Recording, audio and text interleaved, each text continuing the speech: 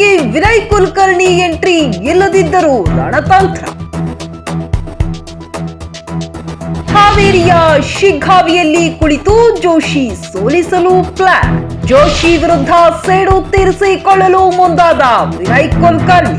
ವಿನಯ್ ಕುಲಕರ್ಣಿ ಕ್ಷೇತ್ರಕ್ಕೆ ಕಾಲಿಡುತ್ತಿದ್ದಂತೆ ಜೋಶಿಗೆ ನಡುಕ ಶುರು. ಶಿಗ್ಗಾವಿಯಲ್ಲಿ ಪಕ್ಷದ ಕಾರ್ಯಕರ್ತರಿಗೆ ಹುರಿದುಂಬಿಸುತ್ತಿರುವ ವಿನಯ್ ಮಾಡ್ಕೊಳ್ತಾ ಇದ್ದಾರೆ.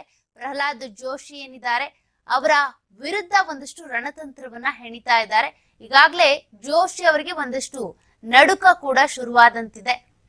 ವಿನಯ್ ಕುಲಕರ್ಣಿ ಈಗ ಶಿಗ್ಗಾವಿಯಲ್ಲೇ ಕುಳಿತುಕೊಂಡು ಜೋಶಿ ಅವರನ್ನ ಸೋಲಿಸಬೇಕು ಅನ್ನುವಂತ ನಿಟ್ಟಿನಲ್ಲಿ ಏನಿದ್ದಾರೆ ಅವರನ್ನ ಹುರಿದುಂಬಿಸ್ತಾ ಇದ್ದಾರೆ. ಅವರಿಗೆ ಒಂದಷ್ಟು ಬೆಂಬಲ ಕೊಡ್ತಾ ಇದ್ದಾರೆ. ಅಲ್ಲಿಂದಾನೇ ಪಕ್ಷ ಸಂಘಟನೆ ಮಾಡ್ತಾ ಇದ್ದಾರೆ.